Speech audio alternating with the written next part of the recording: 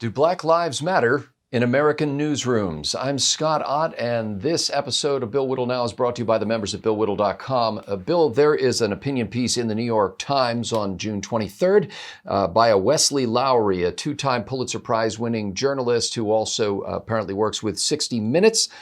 And there's a lot to take in this editorial, and it's an interesting read.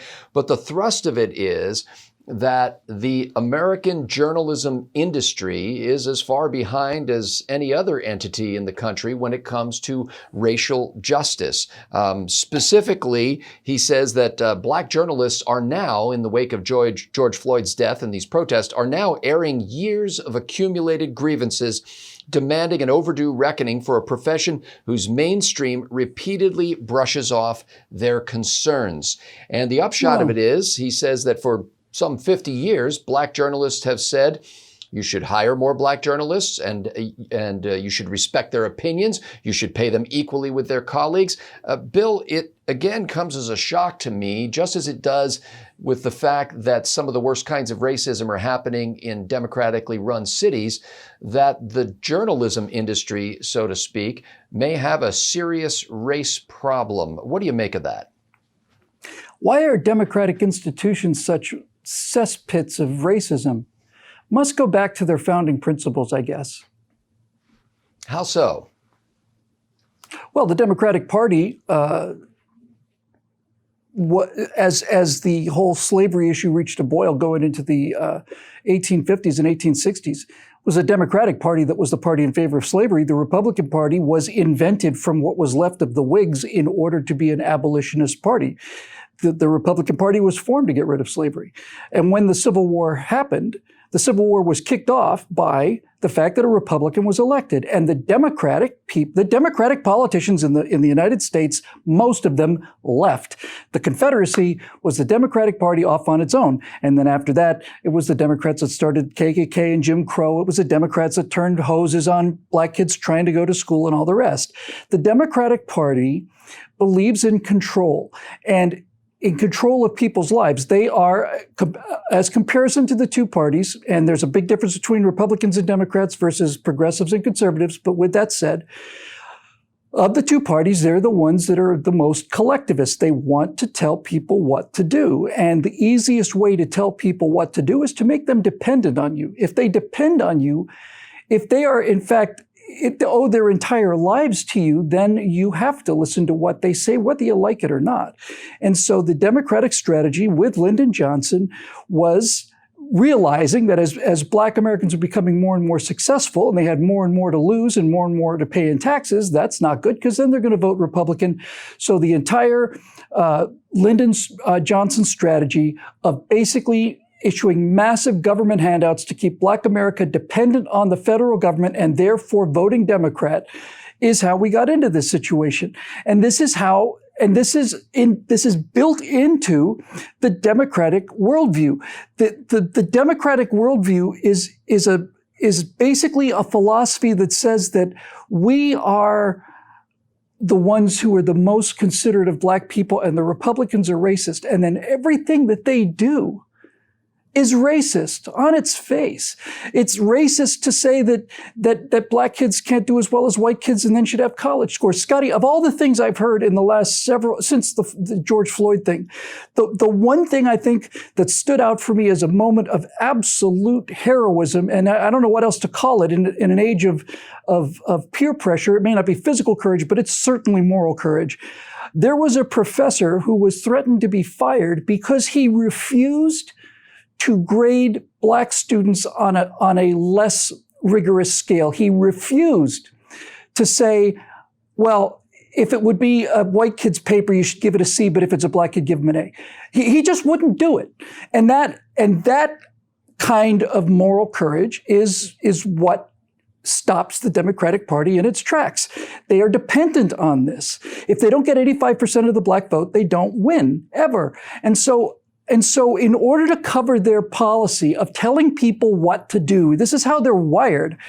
The first thing they do is find the easiest people they can who will have to do what they want to do. And it is the black underclass that they have gone so far to create. So what makes you think that their policies would be any different in a newsroom than they are on a college campus, for example, where they say, oh, well, if it's a black kid, we should, give him an A because he can't handle it, because they're not smart enough. Let's have affirmative action, because black people aren't capable enough to make it on their own. We got to make special cutouts for them because they're just not good enough. That's their politics, not our politics. Our politics say, hey, everybody in this country is an individual. If you're good enough to get the job, you should get the job. If somebody is preventing you from getting a job because your skin is black or whatever the case may be, and you are qualified for that job, then the person who is preventing you doesn't understand this whole American idea, and that person needs to be fired. But that's not how the Democrats work. So of course they have endemic racism in everything, in universities, in everything. One of the ways that Wesley Lowery criticizes American journalism is to say that they're hiding behind this so-called objectivity. And while he calls for fairness and truth-telling in reporting, he said objectivity is inherently culturally biased in ways that maybe the white editors don't even understand. So that, for example, when they assign coverage of news in black neighborhoods, it primarily focuses on crime. And he is calling for, among other things, so one of the ways of addressing the racism in America's newsroom is to get out from behind this phony mask of objectivity and just acknowledge your biases, but then treat people with fairness and tell the truth. Does that ring true with you? My God, I want to sit down and have a beer with this guy. We'd have a lot to talk about. I'm as serious as I can be. I am as serious as I can be. I am 100% sympathetic to that. What he's basically saying is they're treating black people like they're conservatives. That's how these news establishments are treating black people who they pretend to worship as victims. They're victimizing them the same way they victimize conservatives. I'd love to sit down with this guy and have a conversation about this. And it would be a two-part conversation. The first part of the conversation would be, tell me what's really going on. I want to know what's really going on in the black community. I'd be willing to bet you that if these Democratic newspapers, and they're all Democratic, all of them, they're all run by liberals, if these newspapers were actually allowing black reporters to tell stories that needed to be told by black reporters about black issues, I'd be willing to bet you a significant amount of money that if this was happening across the board, we wouldn't have anything like the amount of anger and outrage that we see when events like this George Floyd thing happen. Because there would be a voice for it. And that would be the first part of the conversation, is tell me what's actually going on out there. Because I see a lot of hate in the streets, but I don't see a lot of hate in the people I run into every day. Everybody I run into every day is pretty friendly and really nice. So tell me the story of what's not being told, number one. And then number two, I would sit down and say, okay, so this has been something that's been chewing away at you for quite a while now, obviously, and I don't blame you. Are you able to put yourself in our position and say that the same way that you feel that your entire experience has been misrepresented by the filter of editors in newspapers, is it possible, and furthermore, that you think that because you're not telling your own story, the story of Black America, the way it should be told, people get a distorted view of what Black Americans think? That's your case, right? That is his case.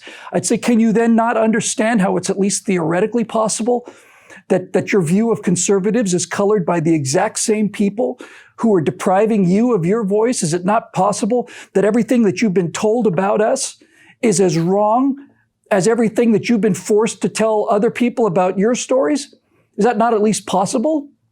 And I think you have a conversation like that and you change the world. And as you probably know, Wesley Lowery's politics are distinctly not consonant with your own. But I think that would be an interesting conversation. He doesn't know what my politics are, Scott. That's a fair point. He doesn't know what my politics are. They're not consonant with what he's been told my politics are. So let me finish with this. He refers to the mainstream media's labored refusal to racially integrate. And he said that when Black reporters bring up ideas or suggestions about how things should be covered or critiques about how things were covered, in his terms, he says that the industry responds with indifference at best and hostility at worst.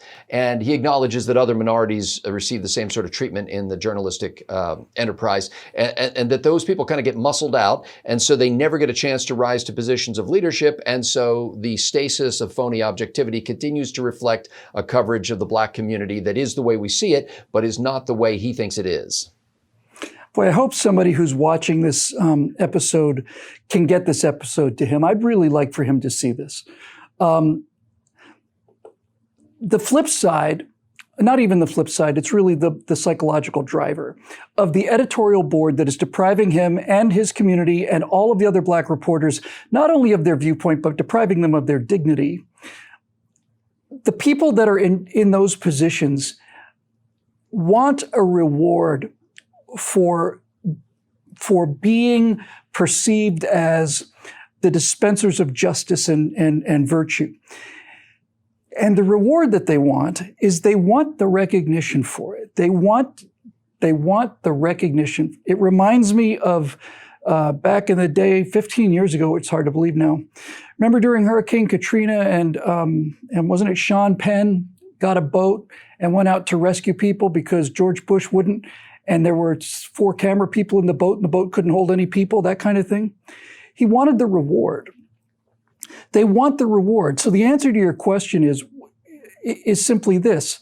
The reason that that Black reporters are not becoming Black editors and they're being completely ignored is because the white people that are running the newspapers want the worship that comes with great virtue. They don't want Black people telling the story of Black people and improving the situation of Black people, because if they did, then there wouldn't be any place for the white people who are the liberals, whose entire self-identity is based on we are the ones who are raising them up from the darkness. It's all predicated on vanity, narcissism, and fundamental understanding of their own lack of personal integrity.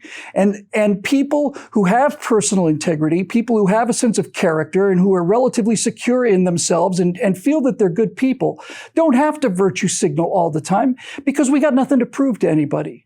But when you deal with an entire class of white liberals who are racked with guilt and boredom and shame and consumed with this sense that there's just nothing that they won't do, their reward, their justification for living is to be seen as the saviors of the Black race.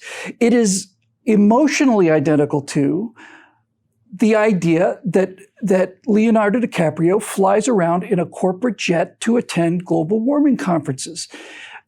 And this is an important point to understand. DiCaprio doesn't have the jet so that he can go to the global warming conferences. DiCaprio goes to the global warming conferences so that he can have the jet. It is his excuse. It is his justification for his position of wealth and power, which he's earned. I don't have the slightest problem with him having a corporate jet. But in the same manner, the editors of these kind of newspapers are basically saying, we are the people who dispense justice. Therefore, it's okay that we're the people that control things. Now, if somebody else starts dispensing justice, they're either going to want to control things and take some of our control away, or they're not going to want to control things, which also takes some of our control away. And so it's not that they want to control things because of their virtue. It's their false virtue that is the fig leaf for their desire to tell other people what to do. Please pass this on to him if anybody is able to do that. I'd like to talk to him. He sounds like an interesting guy. Ladies and gentlemen, the members of BillWhittle.com have made this show possible, as they do for all of our programs each month. We're grateful to them. If you'd like to join them, go to BillWhittle.com and click that big green Become a Member link. For Bill Whittle, I'm Scott Ott. Thank you for watching.